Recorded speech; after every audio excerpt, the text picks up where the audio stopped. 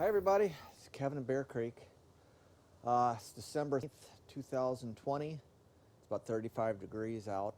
It's actually relatively warm for our normal Decembers here, but the bees are tucked away. Yesterday they were out flying. Got up to about 45, I think, something like that.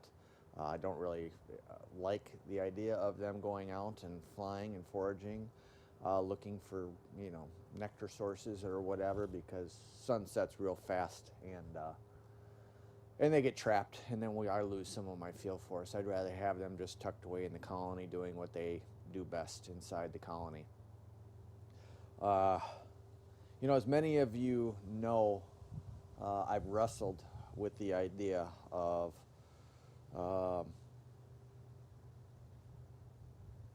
wrapping my hives, insulating my hives, venting my hives. Over the last 5 years, I've experimented a lot with different configurations because I'm not one to just take the social media, internet, forum guide on how to winter my bees.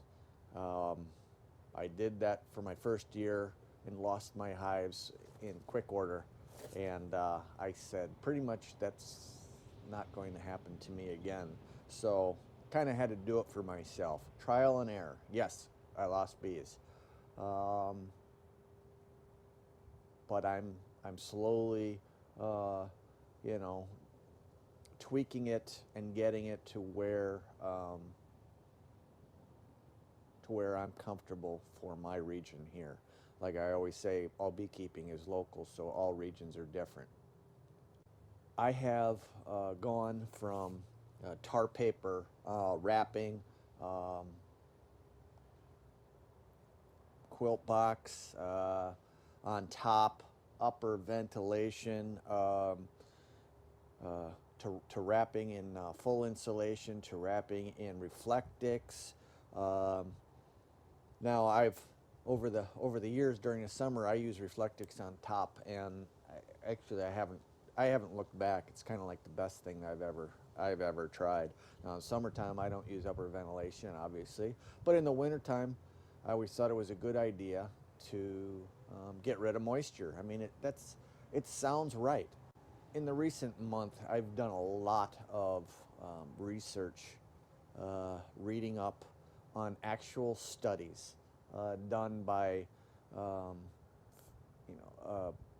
physics students, on bee researchers, on wintering hives and what it does. Now, everybody has a different take and a different opinion on doing it, and you can put out a research paper and you'll have half the beekeeper population calling it bogus because they've been beekeeping in their area, and their wintering is totally different, and they'll disregard it. Honestly, nobody likes to be told that they're doing something incorrectly, and they might not be doing anything incorrectly. It's just different. But there could always be better ways of wintering your bees, and that's what I'm trying to figure out. If I found something that works and 60% of my hives survived, and I was good with that, I could say, I've been successful, and that's probably the best I've ever gotten, and I stick with it, I could say that works for me. I'm not satisfied with that until I consistently get 80 to 100% survival rate every winter. Like with any region, anywhere. Need a healthy population of bees, and by healthy, I mean low mites, low parasite, low disease, strong colony. Not overflowing, but a nice, healthy, strong colony. You know what one looks like if you've been beekeeping long enough. 3 is plenty of stores. Those are the 3 things you need to successfully winter your bees. They did a study, in the University of Wisconsin published a study where they used completely screened hives with the cluster. right next door to wooden hives, and they actually found that the cluster would survive in Madison, Wisconsin with just screen around it, as long as the cluster was healthy, large enough to maintain its core heat temperature. As they say, for the most part, the bees heat the cluster and not necessarily the whole box itself. That said, there's an array of researchers that I've been reading. Bernard Mobus, who is a Scottish beekeeper and researcher from Scotland, obviously, and he's more a beekeeper than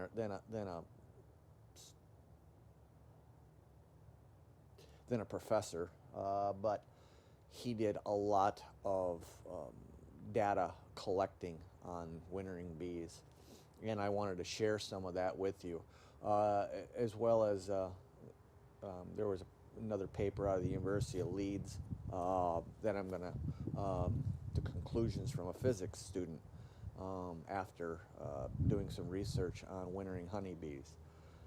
And then there's a beekeeper currently, right now, and he's actually in one of my the scientific beekeeping. It's not a social media beekeeping group. It's like an email list. Randy Oliver belongs to it. Tom Seeley belongs to it. Mike Palmer belongs to it. All across the world there's beekeepers. I pretty much stay silent in that one because those guys talk over my head a lot. But his name is Etienne Tardif, and I butcher his name. Sounds Russian to me, but he lives up in the Yukon Territory, and he's been doing a ton of data collecting on wintering his bees every year. He uses like brood minders to collect temperature and relative humidity in the hive.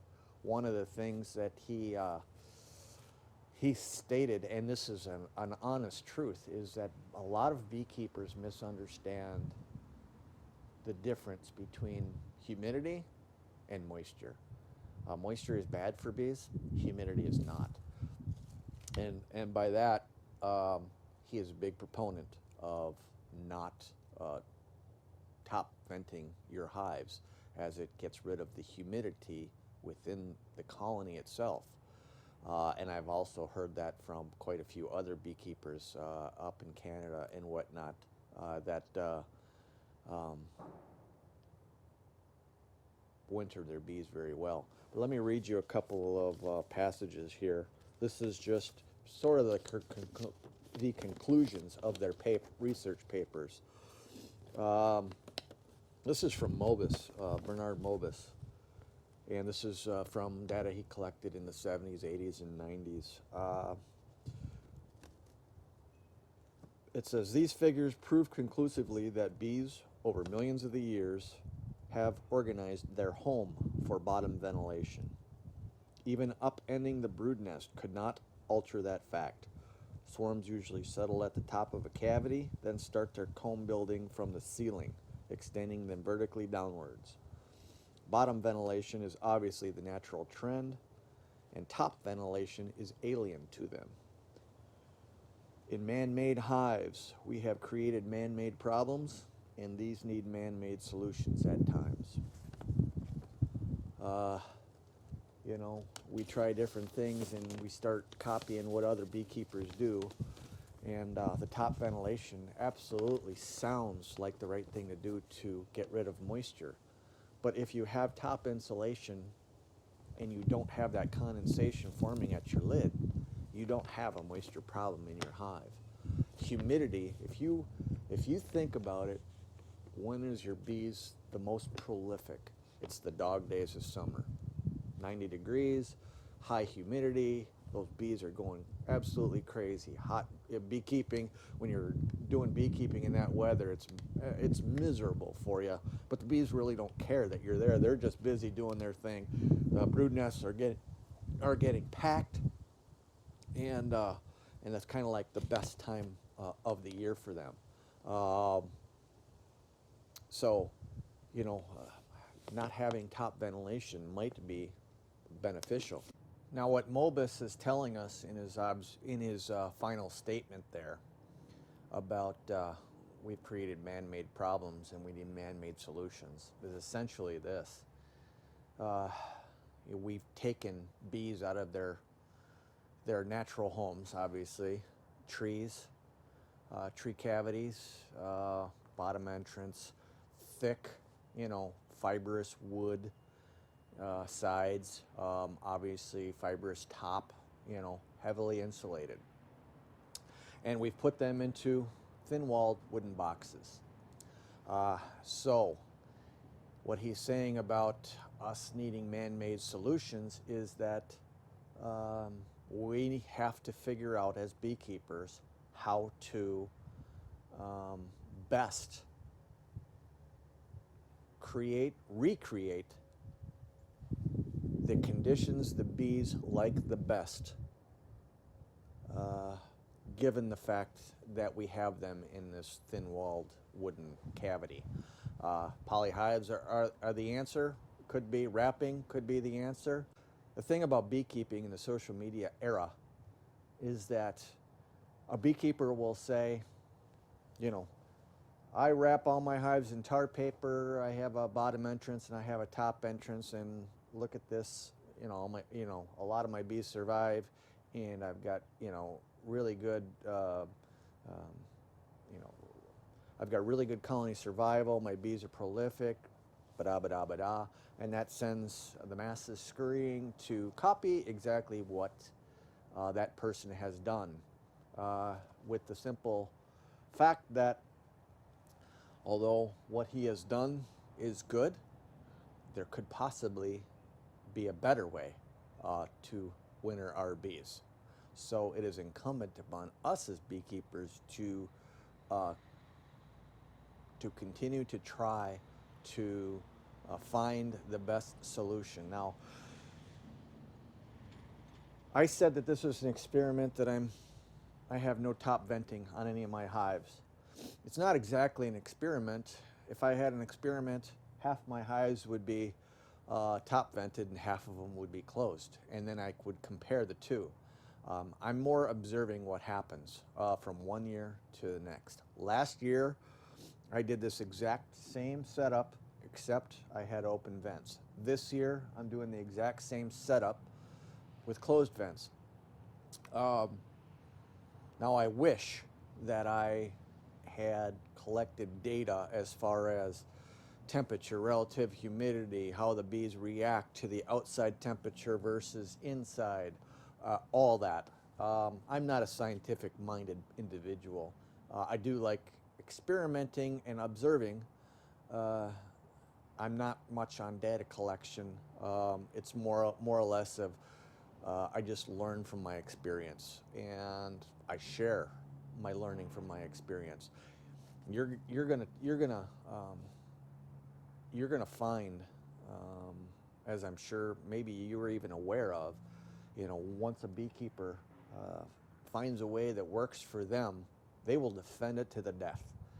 The way that they keep their bees. Hey, I'm successful. I got 75%, through this year, and I got 80% last year, and I got 60% the year after. I'm happy with that, and they will defend it to the death. But they will never look for another better way to do it, and that's disappointing. Commercial beekeepers, they have their set way of doing things, and they're not going to change the way that they keep their bees. It works for them in their system and their setup, and it would be huge for them to change how they keep their bees. So it's more incumbent on the hobby beekeeper and the researchers thereabouts, because researchers tend to have fewer colonies than a commercial outfit as well, to experiment with the best possible ways to winter their bees. Like I said, I keep trying every year different ways, and my first couple of years, I didn't really pay attention to the mite loads. I didn't pay attention to the honey stores. Another thing that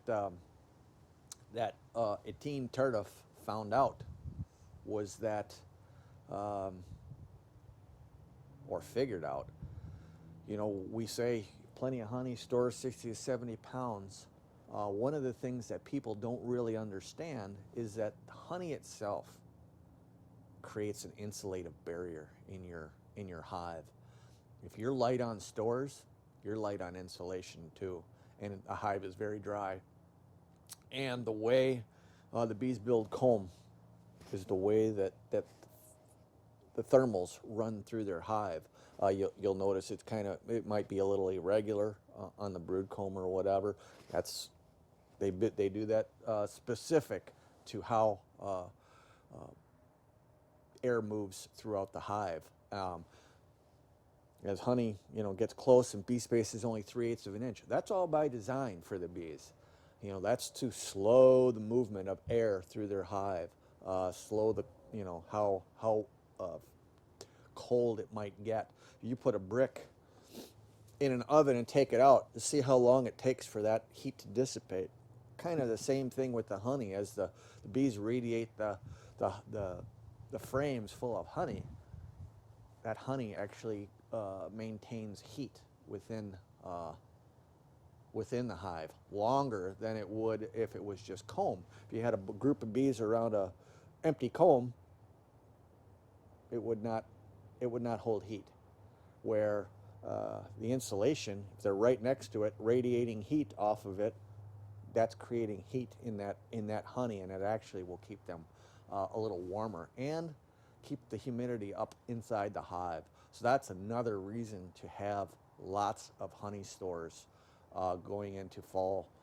You know, sugar bricks are great, but you'll also pop your hive sometimes, and you'll see that you know, this cluster of bees, you know, they did run out of their honey, but they've left all the sugar on top, and you're like, why did all my bees die? Well, they might have died because they didn't have any honey to keep that brood insulated.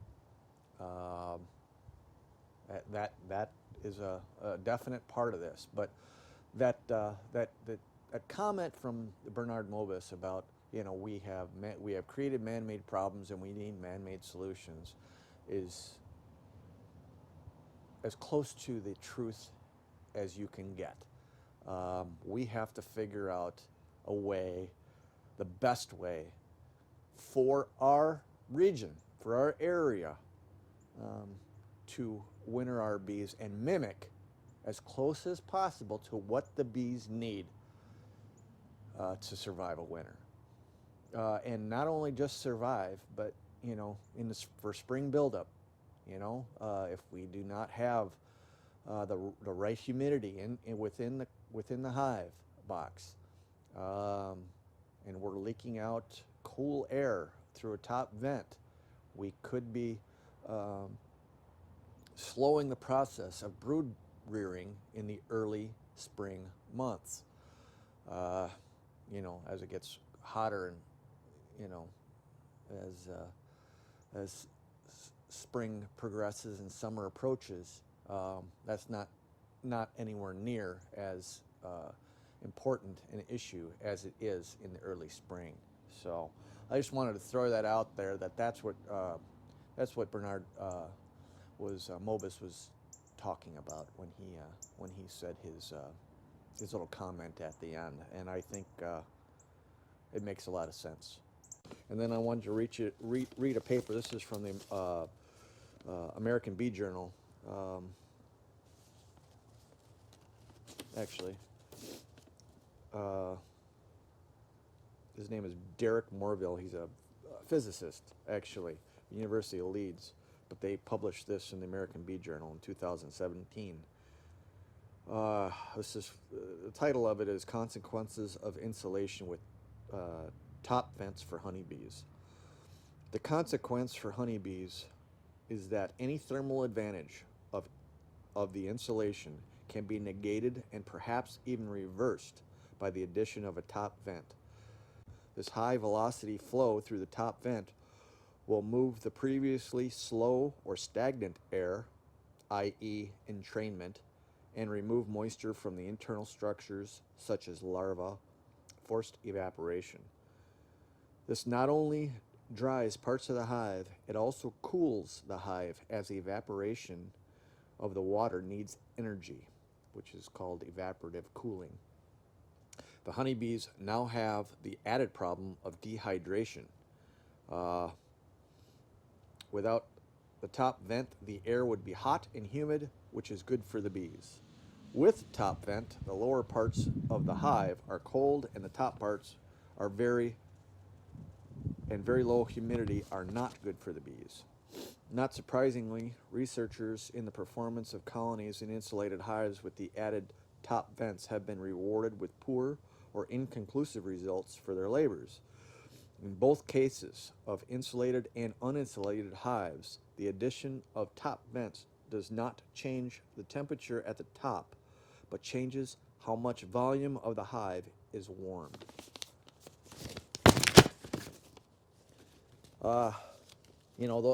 Those research papers sometimes get a little verbose, and it's a lot to digest, and sometimes you have to take little chunks and digest them each day. But I've been reading a lot. Now this year is my first year that I did not do any top venting. I have my double box for my nucleus colonies, and I have a 10 frame box, single 10 frame for my 10 frame. But I have a feeder shim. I have reflectix on top of the feeder shim, and that actually, I do that. That stops airflow because this insulation doesn't seal well on the top there very well. So it seals it very, very well, so it doesn't let drafts get in there, especially from the north. All my colonies are facing south. And then I have 2 inches of foam insulation with the lid on. Now the feeder shims, in previous years, I put those on, and I always had a 5/8 inch hole. And in the wintertime, you come out, and especially the below 0 days, you'll see frost coming out. I can tell my bees are alive. That is absolutely moisture. But again, the humidity in the hive is really good for the bees. Moisture isn't, but you're converting the humid air into moisture as it exits the hive, and that's evaporative cooling, and you're getting a kind of like almost like continual draft. Now, one of the things that somebody noted is that you can winter bees fine with a top vent and without a top vent. You're actually not hurting anything, and people will have very, very good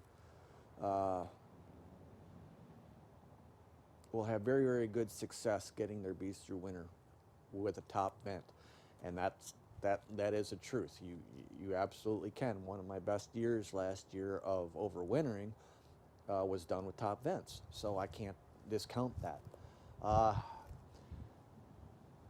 The way someone put it was, you will notice in March and April that the bees will brood up faster without a top vent than they do with a top vent, because number one, they're trying to compensate for that loss of that warm, moist air that they use to rear brood with. So they're having to, more bees over smaller cluster size. So your brood rearing slows down a bit. Getting back to what I said about, the dog, getting back to the dog days of summer, you notice, how prolific the bees are in their brood rearing and their activity and everything else. You'll also notice, like in May or April, on dreary, cold days, the queens will stop laying Brood rearing will slow to a crawl during those periods, versus the warm-ups when they just really, it spurs them into going. Now, one of the things, the funny thing is that up in the Yukon, that Etine tardif,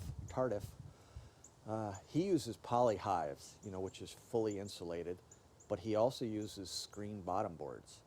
I think he does, slide something in the screen bottom board to protect from updrafts, but I found that a little odd. But he wants as much humidity in his hive as he can get, to be honest. But he uses no top vents. One of the other things that he figured out, and he has provided a chart, and I'll show this chart if I can get it up, where he has calculated cluster degree days, which is heating days for the winter, for wintering bees. And he has, for different beekeepers like Michael Palmer, Michael Bush, different beekeepers across the United States and Canada, in different areas on heating days. And what he's figured out, that anybody with 40,000 degree days or less does not need insulation.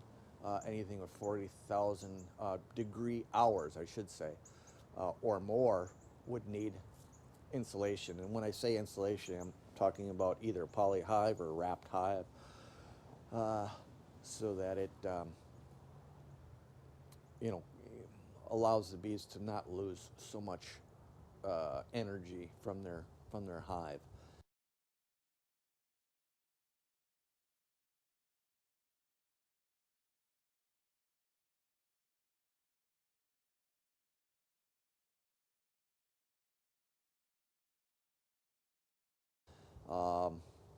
I found that very, very, very interesting. I do not know how to calculate degree hours. I've been looking online as to how to do it, and I just couldn't come up with it, so I'm going to be emailing Etine Tardif and ask him how I calculate it for my area to find out, should I be really wrapping my hives or not. I found that his research very, very interesting.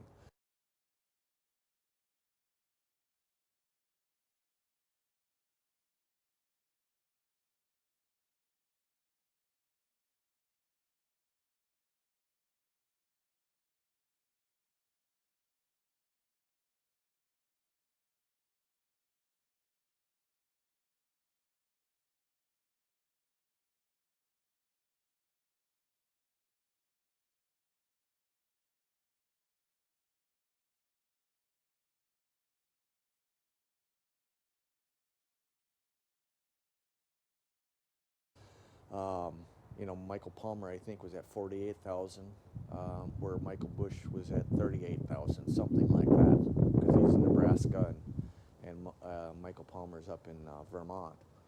I do not know where I am at here in central Wisconsin. I would guess I'm pretty close to right in between the two of them. So I'm probably at that 40,000 area.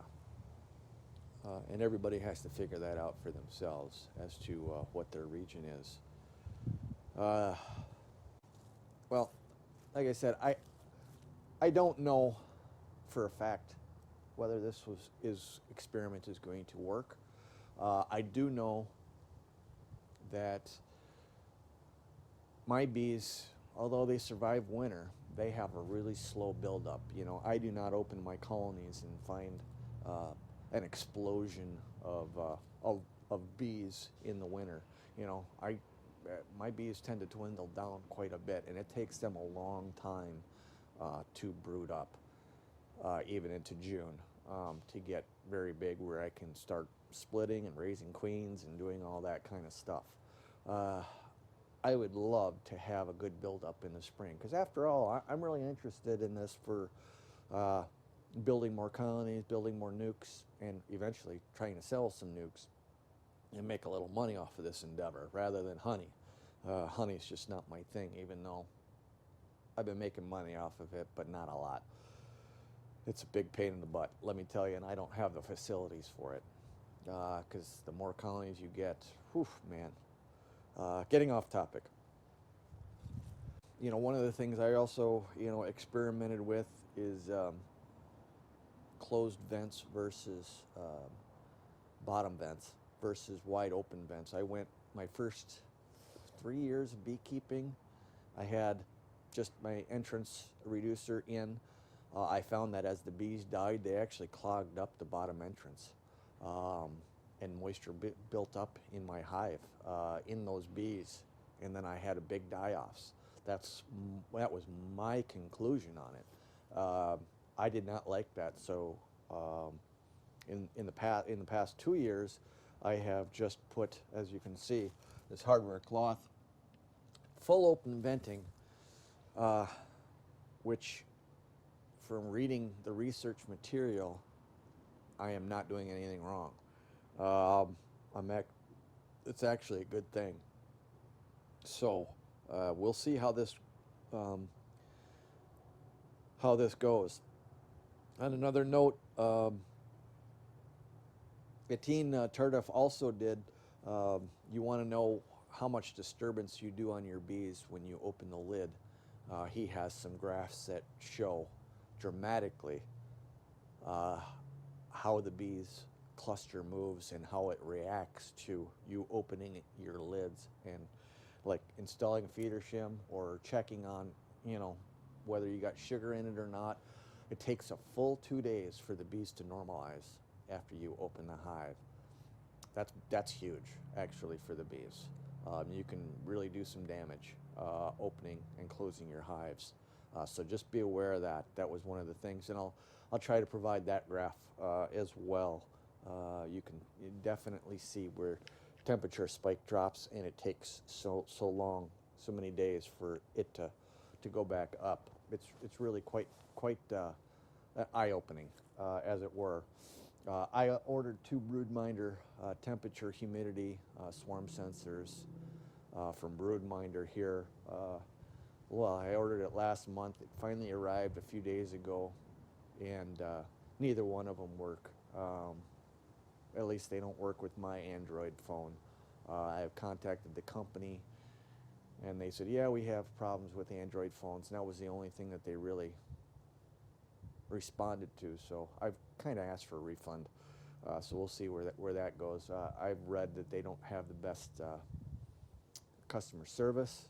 Their world headquarters is a guy's house in Madison or Stoughton, Wisconsin, and they're not really beekeepers. They're actually just tech geeks, I guess you could say, that have a couple hives in their backyards. But I found that kind of funny. So, I've heard broodminders work well for some people. They said they had problems with the Android, so take that into account if you're ever going to get some broodminders, that they have had difficulties with the broodminder connecting to the Android phones.